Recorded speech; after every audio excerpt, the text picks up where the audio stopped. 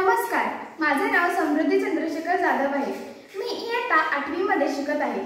माझ्या शाळेचे नाव एस.एस. निगम English school Indapur आहे। आज आपण येथे अण्णाभाऊ साठे स्मृती दिनानिमित्त जमलो आहोत, तर मी त्यांच्याविषयी काही शब्द बोलणार आहे।